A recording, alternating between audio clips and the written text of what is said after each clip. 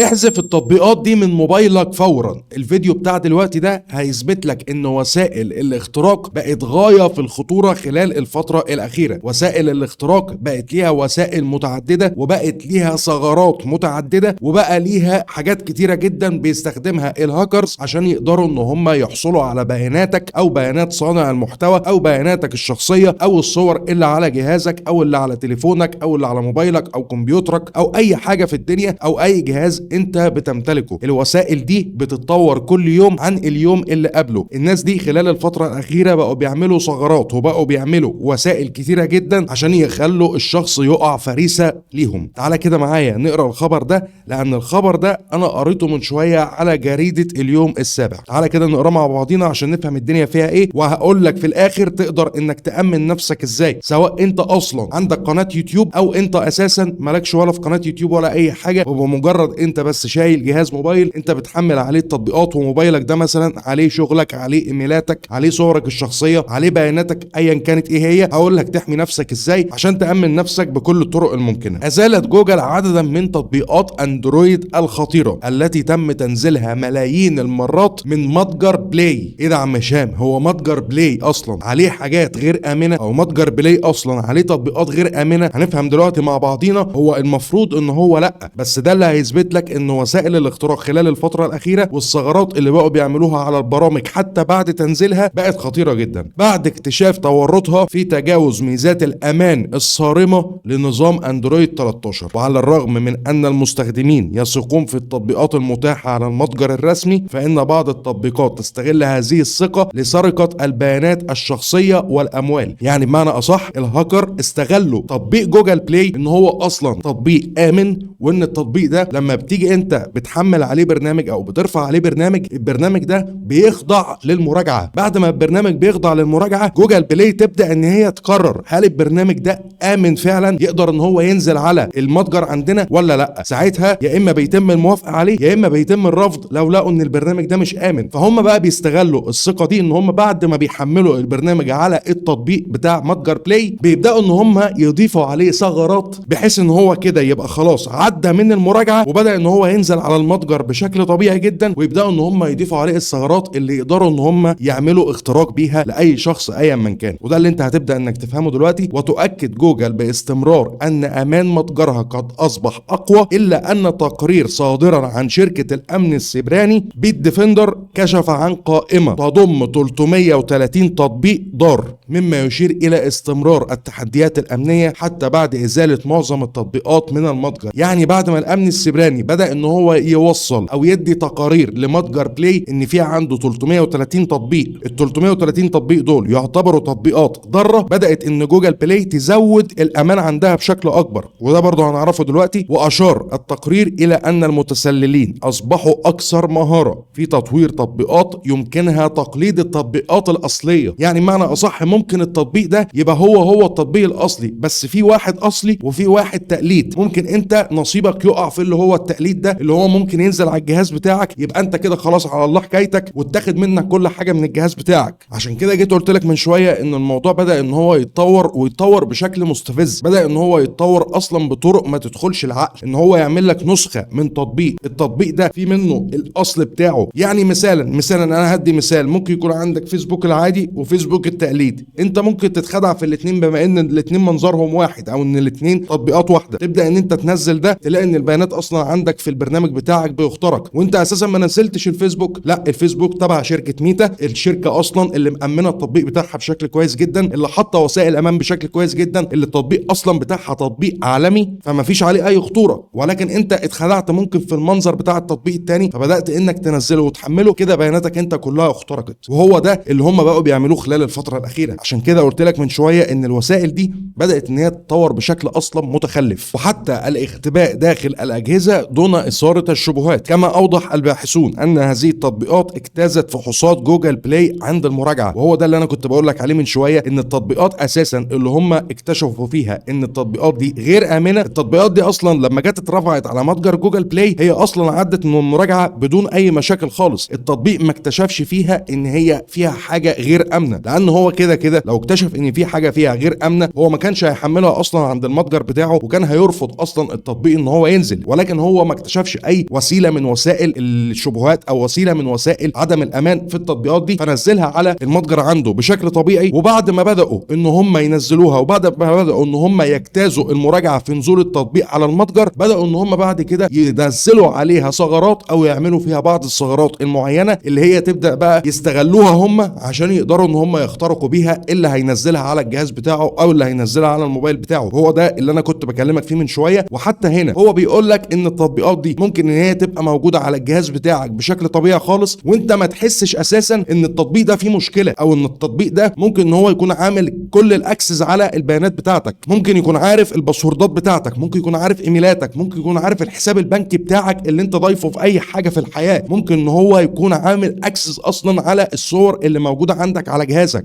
فالموضوع فعلا بدا ان هو يكون صعب. الموضوع دلوقتي الواحد ما بقاش ان هو بيكتشفه زي زمان. يعني زمان كنا ممكن ان احنا ننزل انتي فيروس على اي جهاز يقدر ان هو خلاص يكشف لك عن اي تطبيق غير امن، ويقدر ان هو يقول لك ان التطبيق ده فيه مشكله، او التطبيق ده عليه فيروس، او التطبيق ده ممكن ان هو يعرض جهازك للاختراق، فبيبدا ان هو يبعت لك اشعارات بالحاجات دي. لكن دلوقتي هم قدروا ان هم يجتازوا اصلا موضوع الانتي فيروس والكلام ده، بدليل ان هو هنا بيقول لك ايه، بيقول لك ان التطبيق ده ممكن ان هو يكون موجود على جهازك بدون ما يعمل اي اثاره للشبهات اطلاقا. ولكن بعد تنزيلها اضاف المطورين ميزات خبيثه سمحت بسرقه كلمات المرور وتفاصيل بطاقه الائتمان دون علم المستخدم. يعني بمعنى اصح بدا ان هو هنا بعد ما ينزلها على التطبيق بدا ان هو يضيف عليها الميزات دي او الثغرات اللي هو بدا ان هو يحطها سمحت بسرقه كلمات المرور، كلمات بقى المرور بتاعه اي حساب انت بتستخدمه، كلمات المرور بتاعه اي تطبيق انت عامل عليه تسجيل دخول بايميلك، وحتى تفاصيل بطاقات الائتمان. طب ايه يا هشام تفاصيل بطاقات الائتمان؟ ما انت ممكن تكون مدخل اصلا على جوجل بلاي، انت تكون مدخل بطاقه الائتمان بتاعتك او الفيزا بتاعتك او الحساب البنكي بتاعك، تبدا ان انت تدخله على تطبيق بلاي عشان انت تقدر انك تشتري اي برنامج. مثلا البرنامج ده يكون مدفوع. في ناس كتيره جدا بتتعامل على البرامج المدفوعه، ما بتتعاملش على البرامج المجانيه، فبيبداوا ان هم لما يبصوا مثلا على تطبيق معين هم عايزينه يلاقوا ان التطبيق ده تطبيق مدفوع، فبيبداوا ان هم يدخلوا الحساب بتاعهم على جوجل بلاي. فبيبدا بعد كده لما التطبيقات دي تنزل على الجهاز يبقى كده هم خلاص معاهم الحساب البنكي بتاعك، معاهم الاسم بتاعك في البنك، يبقى كده هم خلاص انت سلمتهم الحساب البنكي بتاعك بدون اي مشكله تماما، لان هو متسجل اصلا عندك في الحساب، فيقدروا ان هم يسحبوا منه ويعملوا منه كل حاجه ممكنه. والمشكله الكبرى ان هذه التطبيقات كانت تقدم وظائف عاديه ومفيده، ودي بقى الكارثه الاكبر، مثل تتبع النفقات ومسح QR ومراقبه الصحه، ما جعلها تبدو غير مشبوهه. يعني تطبيق مثلا زي التطبيق اللي هو بتاع QR كود ان انت بتمسح بيه QR كود مفيش فيه اي مشكله اطلاقا. تطبيق مثلا زي التطبيقات اللي هي بتراقب الصحه اللي هي بتاعت الهيلث والكلام ده، تقول لك انت مشيت قد ايه، الحاجات مثلا زي اللي هي بقت دلوقتي كده اللي بتنزل على السمارت ووتش اللي هي بقت بتقيس مثلا الضغط، بتقيس السكر، بتقيس نبضات القلب، بتتبع مثلا النوم بتاعك او عدد ساعات النوم بتاعك. يعني حاجات اصلا هي اساسا مش مشبوهه، يعني حاجات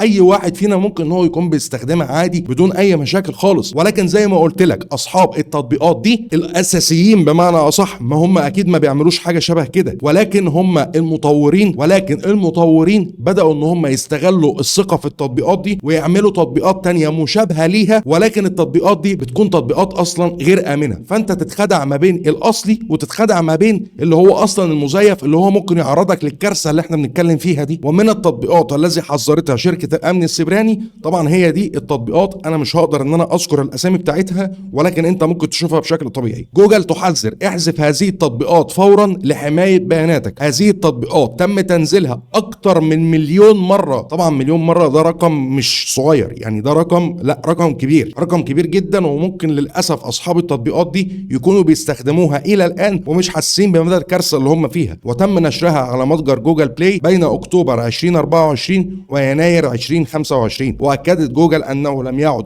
اي من هذه التطبيقات متاحا على المتجر. يعني كل التطبيقات دي بعد التقرير بتاع الامن السيبراني ان التطبيقات دي غير امنه، بدات ان جوجل تشيل اصلا كل التطبيقات دي من على المتجر بتاع جوجل بلاي. طبعا مشام طالما جوجل بدات ان هي تشيل التطبيقات دي من على المتجر، ايه الخوف دلوقتي؟ هو دلوقتي الخوف من الناس اصلا اللي محمله التطبيقات دي على الجهاز بتاعها، هنشوف دلوقتي. ولكن اذا كان اي منها مثبتا على جهازك فمن الضروري حذفه فورا لحمايه بياناتك وامانك المالي. يعني بمعنى اصح التطبيقات اتشالت من على المتجر خلاص، والمتجر دلوقتي بقى بيتعمل له وسائل امان تانية خالص. ولكن في ناس ممكن تكون حملت التطبيقات دي على الجهاز بتاعها، فانت دلوقتي لو محمل التطبيقات دي لازم ان انت تشيلها فورا، لازم ان انت تشيلها، لازم ان انت تحاول انك بقى تامن الجهاز اللي كان اصلا عليه التطبيقات دي بكل وسائل الامان الممكنه. طيب دلوقتي يا عم هشام انا واحد من الناس، انا اعمل ايه؟ يعني دلوقتي الموضوع فعلا بقى صعب جدا، الموضوع فعلا بقى يعني ما يدخلش دماغ واحد عاقل اطلاقا. اللي هو دلوقتي الوسائل زي ما بقول لك من شويه بدات ان هي تتطور بشكل كبير جدا، لدرجه ان هم بقوا بيصوروا حتى التطبيقات، يعني بيعملوا تطبيق مشابه عشان يقدروا ان هم يخترقوك بيه. اكتر من كده ايه؟ الموضوع ما بقاش متوقف ان هو يعني زمان كنت ممكن ان انت مثلا تخترق عن طريق دايسه لينك، ممكن ان انت تخترق ان انت تنزل برنامج مكرك، والكلام ده احنا اتكلمنا عليه في فيديوهات قبل كده. طب دلوقتي الموضوع اصبح اصعب. طيب في الوضع ده يا عم هشام نعمل ايه؟ والله اللي انا هقول لك عليه اللي انت تعمله ان انت لو عندك قناه يوتيوب لازم ان انت تكون مامنها بشكل كويس جدا، لازم ان انت تكون مامن حسابك بوسائل الامان اللي احنا كده اتكلمنا عليها قبل كده 30 مليون مره. وبرضه انتوا بتقعوا في الغلط من اول وجديد تاني ان انتوا ما تامنوش الحسابات بتاعتكم وبعد كده القنوات بتاعتكم بتخترق. قلنا يا جماعه من فضلكم لو سمحتوا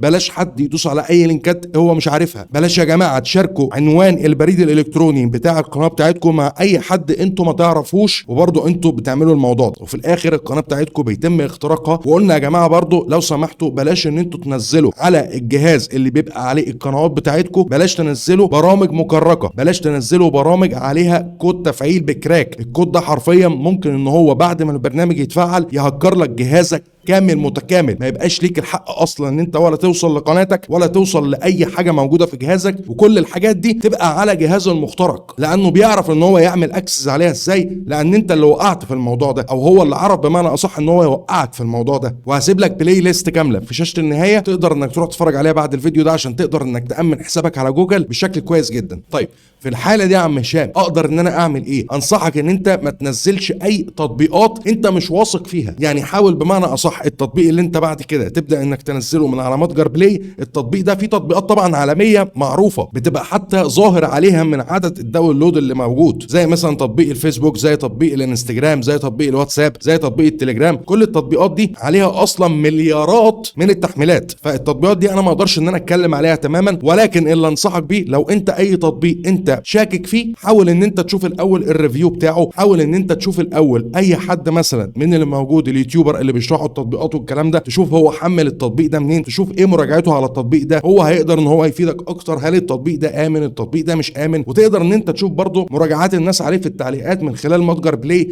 هل التطبيق ده برضو امن التطبيق ده مش امن، اخباره ايه معاهم، ايه الدنيا فيه، كل الكلام ده. لان الوضع فعلا كده بقى مريب جدا. وزي ما قلت لك من شويه التطبيقات دي لو هي موجوده على جهازك انصحك ان انت تمسحها عشان ما يكونش عليك اي ضرر فيما بعد. وهو ده كان يبقى الفيديو بتاع النهارده اللي انا حبيت ان انا اقول لك على الموضوع ده، وحبيت برضو ان انا اديكم تنبيه زياده ان انتوا لازم ان انتوا تحافظوا على حساباتكم، تحافظوا على قنواتكم، تحافظوا على معلوماتكم الشخصيه اللي هي اصلا بتبقى موجوده على الموبايل، او البيانات اللي بتبقى موجوده على الموبايل، او الصور الشخصيه اللي بتبقى موجوده على موبايلاتكم، عشان الموضوع فعلا في الفتره الاخيره اصبح كارثي. هو ده كان الفيديو بتاع النهارده. لو عندك اي استفسار او عندك اي سؤال انزل اكتب لي تحت في الكومنتات وهتلاقيني برد عليك. لايك وشير وسبسكرايبك واشوفك الفيديو الجاي. سلام.